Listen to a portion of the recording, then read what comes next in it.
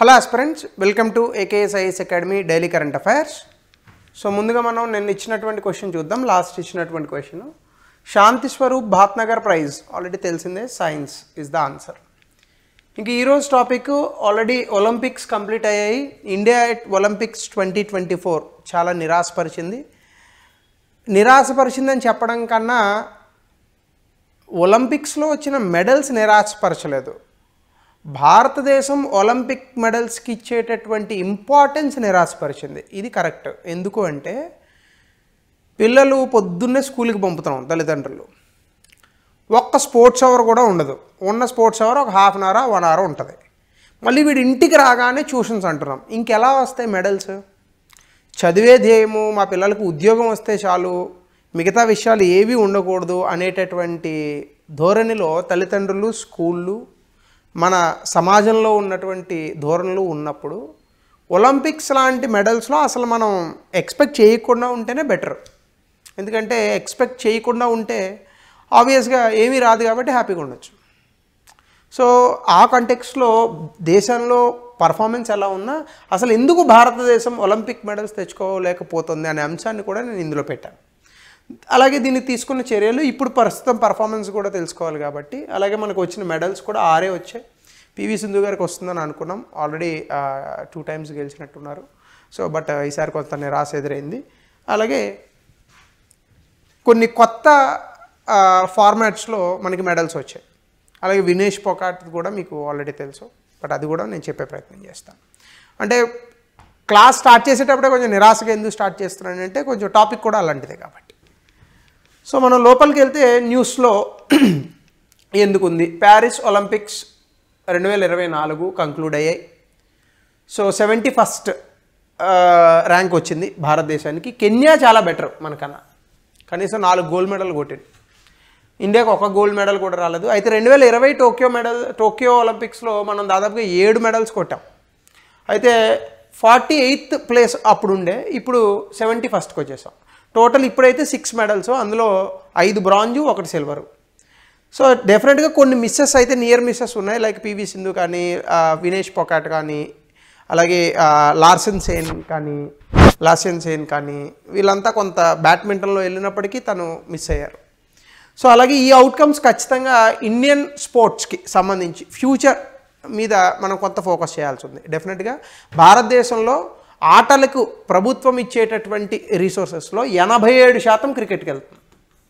Cricket అలాగే తెస్తోంది, నేను కాదని అన్నట్ల. క్రికెట్ని ఎంకరేజ్ చేయండి, నేను వద్దని అన్నాను, బట్ మిగతా వాటికి కూడా ఫోకస్ ఇవ్వండి.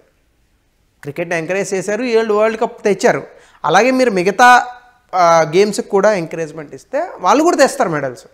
అంటే కేవలం 87% క్రికెట్కి ఇస్తున్నారు, కేవలం 13% ఆల్ అదర్ స్పోర్ట్స్ మనకుంది. సో వింటర్ ఒలింపిక్స్లో ఉన్నారు ఒక ఆయన అసలు చాలా టాప్ మోస్ట్ పర్సన్, ఆయనే క్రౌడ్ ఫండింగ్కి వెళ్ళాల్సి వచ్చింది ఈ మధ్యకాలంలో. సో కాబట్టి ఈ రకంగా ఒలింపిక్స్లో మన ఇబ్బంది ఉంది. అలాగే ఇండియా పర్ఫార్మెన్స్ చూస్తే మను బెకర్ ఉమెన్ 10 మీటర్ పిస్టోల్ ఈవెంట్లో బ్రాంజ్ వచ్చింది. అలాగే మళ్ళీ ఆవిడ డబుల్స్లో కూడా కొట్టారు. అలాగే స్వప్నిల్ కుషేల్ మొట్టమొదటి వ్యక్తి మెన్ 50 మీటర్స్ రైఫిల్లో రావడం అనేటటువంటిది. అలాగే Indian hockey team highest gold medals తెచ్చినటువంటి కేటగిరీ ఇండియాకి హాకీ టీం, ఇప్పుడు మళ్ళీ బ్రాంజ్ మెడల్ తీసుకొచ్చారు. అలాగే నీరజ్ చోప్రా లాస్ట్ టైం కూడా మెడల్ వచ్చింది. జావలిన్ త్రో సిల్వర్తో వచ్చింది. మన ముందు పాకిస్తాన్ ఉంది. అలాగే Aman Sehrawat bronze wrestling men 57 category freestyle. Vinesh Phogat పాపం 100 గ్రాములు ఎక్కువ ఉందని బరువు, ఆమెను డిస్క్వాలిఫై చేశారు. So bad luck. So luck is not on her favour. సో మెడల్స్లోకి వెళ్తే కనుక మనము డెఫినెట్గా Neeraj Chopra silver medal with javelin throw 89 metres వేశారు. బట్ ఈసారి పాకిస్తాన్కి అనుకోని విధంగా గోల్డ్ మెడల్ రావడం జరిగింది. అలాగే Chopra is the Indian 5th 2-time Olympic medallist. Last time gold వచ్చినట్టుంది. Manu Bhaker first Indian women Olympic షూటింగ్లో మెడల్స్ రావడం. అయితే ఈమె first athlete from independent India 2 medals గెలిచినప్పుడు, అంటే 2 మెడల్స్ గెలిచారు ఇన్ ఏ సింగిల్ గేమ్లో. ఒకే ఒలింపిక్ గేమ్స్లో 2 మెడల్స్ గెలిచినటువంటి మొదటి వ్యక్తి స్వాతంత్రం తర్వాత. అలాగే ఇండియా 3 షూటింగ్ మెడల్స్ వచ్చాయి మొత్తం. 2 ఏమో ఈవిడ, 1 స్వప్నిల్ కుషల్. అలాగే ఇండియన్ అథ్లెట్స్ మొత్తం 69 ఈవెంట్స్ 16 స్పోర్ట్స్ అందులో కేటగిరీస్ ఉంటాయి, అందులో పోటీ పడ్డారు. అయితే వచ్చిన మెడల్స్ మాత్రం 6. వినేష్ పోకాట్ కేవలం 100 గ్రాములు వెయిట్ ఎక్కువ ఉంది 50 కేటగిరీ కన్నా అని చెప్పి ఆమెని తొలగించడం జరిగింది ఫ్రమ్ ద గేమ్. ఇండియా టోటల్గా 41 ఒలింపిక్ మెడల్స్ ఇప్పటి వరకు ప్రారంభించిన నాటి నుండి చూసుకుంటే ఇప్పటి వరకు 41 మెడల్స్ గెలిచింది.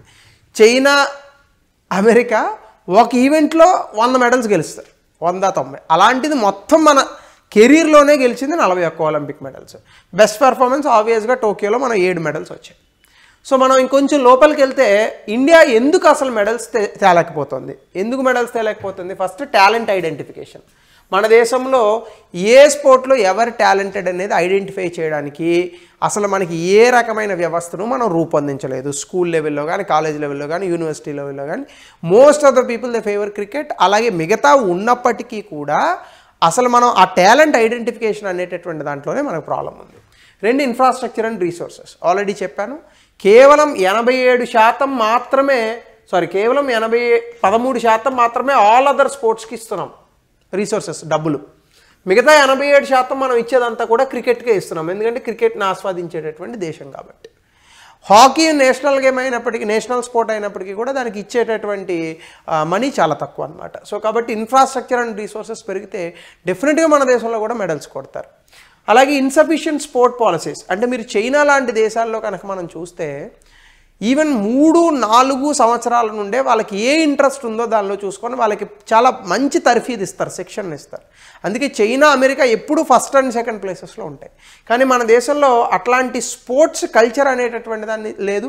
మనం ఎప్పుడు కూడా షార్ట్ టర్మ్ మెడల్స్ ఎట్లా కొట్టాలనే దాని మీద ఆలోచిస్తున్నాం, కానీ దీర్ఘకాలికంగా ఈ యొక్క స్పోర్ట్ కల్చర్ పెంచడానికి తీసుకునేటటువంటి ఇనిషియేటివ్స్ మాత్రం చాలా తక్కువగానే ఉంటున్నాయి.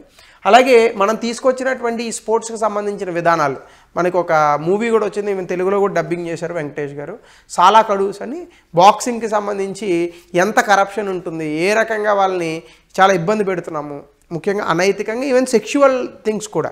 ఈ మధ్యకాలంలో ఢిల్లీలో కూడా జరిగింది కదా, సెక్షువల్ ఇది మీద ఎంపీ మీద కొన్ని వచ్చినప్పటికీ కూడా ఆయన డిస్క్వాలిఫై ఏం చేయలేదు గవర్నమెంట్. సో అలా ఇన్సఫిషియెంట్ స్పోర్ట్ పాలసీస్, షార్ట్ టర్మ్లోనే మనం మెడల్స్ కొట్టాలనేటటువంటి ప్రయత్నమే తప్ప దీర్ఘకాలిక అభివృద్ధి అనే దానిపైన మనం ఫోకస్ చేయట్లేదు. అలాగే కరప్షన్ అండ్ పాలిటిక్స్ స్పోర్ట్స్లో చెప్పక్కర్లేదు, ఈవెన్ క్రికెట్లో కూడా అప్పుడప్పుడు కనిపిస్తూ ఉంటుంది, ఈ మధ్యకాలంలో తగ్గింది. కానీ మిగతా గేమ్స్లో అయితే మాత్రం చాలా విపరీతమైనటువంటి కరప్షన్ అండ్ పాలిటిక్స్ అనేటటువంటిది ఉంది. అలాగే ఆబ్సెన్స్ ఆఫ్ స్పోర్ట్స్ కల్చర్. అసలు స్కూల్ డేస్లో మనకి స్పోర్ట్స్ అనే విషయమే మర్చిపోయాం. ఒబిసిటీ అనేది పిల్లల్లోనే ఎక్కువగా ఉంటుంది. చిన్నప్పుడు స్పోర్ట్స్ మీద చాలా మంచి ఫోకస్ అనేటటువంటిది ఉండేది, ఇప్పుడు అలాంటిది ఏమీ లేదు. వీడియో గేమ్స్ మీద మంచి ఫోకస్ ఇస్తున్నాము. స్పోర్ట్స్ అనేది తల్లిదండ్రులు ఎంకరేజ్ చేయట్లేదు, ప్రభుత్వమే ఎంకరేజ్ చేయట్లేదు. అలాంటప్పుడు మన దేశానికి ఇంత జనాభా ఉన్నా కనీసం 10 మెడల్స్ కూడా తెచ్చుకోలేని దుస్థితిలో ఉన్నామంటే మన యొక్క వ్యవస్థ అసలు ఏ రకంగా వెళ్తోంది. పోనీ ఇంత ఉండేమన్నా ఆర్థిక వ్యవస్థ విపరీతంగా పెరుగుతుందా అంటే ఈడ్చి కొడితే $3 ట్రిలియన్. కానీ అమెరికా వీళ్ళంతా $24 ట్రిలియన్, $13 ట్రిలియన్ పెట్టుకొని ఆర్థిక వ్యవస్థ ఎదుగుతుంది, స్పోర్ట్స్ కల్చర్ ఎదుగుతుంది. బహుశా ఆర్థిక వ్యవస్థ ఎదిగితేనే స్పోర్ట్స్ కల్చర్ వస్తుందేమో. మనం అలా అనుకుందామంటే జమైకా, ఈ కెన్యా వీళ్ళు మనకన్నా ఎక్కువ ర్యాంకులు కొట్టారు కదా. కెన్యాలో బ్రతకడమే కష్టం, అట్లాంటిది వాడు మనకన్నా ఎక్కువ ర్యాంకులు కొట్టాడు, 4 గోల్డ్ మెడల్ కొట్టాడు. సో కాబట్టి ఇది మనం చూడొచ్చు. దీంతో పాటుగా ఇనిషియేటివ్స్ మనం ఏమేమి తీసుకున్నాము, నేషనల్ స్పోర్ట్స్ డెవలప్మెంట్ ఫండ్ అని ఒకటి పెట్టాం, అందులో చాలా తక్కువ డబ్బులు ఉంటాయి. స్పోర్ట్స్ అథారిటీ ఆఫ్ ఇండియా, అలాగే national sports అవార్డ్స్లో Rajiv Gandhi Khel Ratna, Arjun awards, Dhyan Chand, Dronacharya అన్నీ ఇస్తున్నాము. కాకపోతే కొన్ని వాటిల్లోకే వెళ్తున్నాయి అవి. క్రికెట్, హాకీ ఇట్లాంటి కొన్ని గేమ్స్లోకి వెళ్తున్నాయి తప్ప మేజర్గా మన దేశంలో ఉండేవి ఇవే. క్రికెట్, హాకీ, ఈ పివి సింధు వీళ్ళు వచ్చినందువల్ల బ్యాడ్మింటన్ కొంత పైకి లేచింది ఇప్పుడు. సో క్రికెట్, హాకీ, బ్యాడ్మింటను, ఇంకోటి వచ్చేసి రెజ్లింగ్ ఒకటి ఉంటుంది ఎప్పుడు కూడా. సో దాంతోపాటుగా ఈ మధ్యకాలంలో షూటింగ్ ఎక్కువగా వస్తుంది. మీరు చెప్పండి, మన దేశంలో స్విమ్మర్స్ లేరండి? మైకేల్ ఫెల్ప్స్ లాగా ఈదే వాళ్ళు సముద్రాల దగ్గరికి వెళ్ళి జాలర్లను చూస్తే బ్రహ్మాండంగా ఈస్తారు. మన దేశంలో సముద్రాలు కూడా ఈదేసిన వాళ్ళు ఉన్నారు, మ్యారథాన్ స్విమ్మింగ్. బట్ వాళ్ళని ఒలింపిక్స్కి తీసుకెళ్ళేది ఎలా, ఇది మనం చూడాలి. వీధుల్లో చిన్నప్పుడు మీకు బాగా గుర్తుండి ఉంటుంది, పండగలకు వచ్చి సర్కస్లు అవి చేసేవాళ్ళు. జిమ్నాస్టిక్స్ లేవండి మన దేశంలో, కల్చర్ ఉంది. మనం ఆ ఆచార సంస్కృతులను మూలబెట్టేసి కేవలం MPC, BiPC, CEC, HEC, MBBS ఇట్లాంటి వాటి మీద కేవలం చదువు మీద ఫోకస్ పెడుతున్నాం తప్ప ఆటలు, ఈ యొక్క ఆర్ట్, ఇట్లాంటి కళాకృతులు వీటి మీద మనం పోయింది మొత్తం.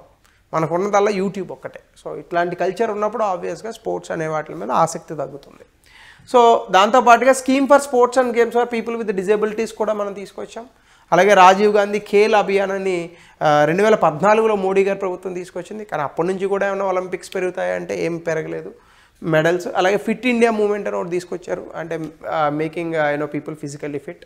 బట్ ఏ రకంగా చూసినా కూడా ఒలింపిక్స్లో భారత్ యొక్క ప్రదర్శన చాలా తక్కువ స్థాయిలో ఉందనే అర్థమవుతుంది మనకి. సో అట్లీస్ట్ ఇప్పుడైనా ప్రభుత్వం స్కూల్ లెవెల్లో తీసుకొచ్చినటువంటి న్యూ ఎడ్యుకేషన్ పాలసీలో అయినా కూడా కనీసం 2-3 గంటలు స్పోర్ట్స్ అవర్ ఉండేటట్టు, అందులోంచి టాలెంట్ ఎంకరేజ్ చేసేటట్టుగా కనుక చేయగలిగితే డెఫినెట్గా మన దేశంలో కూడా మరి ఎక్కువ మెడల్స్ వచ్చేటటువంటి అవకాశం ఉంది. సో దీనికి సంబంధించి Lawrence world sports award which was instituted the year 2000కి సంబంధించి 2021లో ఒక ప్రశ్న అడిగారు యూపీఎస్సీలో. దాని ఆన్సర్ చెప్పండి. ఒలింపిక్స్లో భారత్ ప్రదర్శనను విశ్లేషించండి. భవిష్యత్ ఒలింపిక్ క్రీడల్లో మన ప్రదర్శన మెరుగుపరచడానికి అమలు చేయగల వ్యూహాలు సంస్కరణలు సూచించండి 200 పదాలు. సో చాలా చిన్న topic Olympic medals, but luck Vinesh Phogat వైపు లేదు. దంగల్ సినిమాని రిపీట్ చేస్తుందని అనుకున్నాము, రిపీట్ చేయలేదు. కానీ నెక్స్ట్ ఒలింపిక్స్లో మాత్రం ఖచ్చితంగా రిపీట్ అవుతుంది. Let us wait and watch.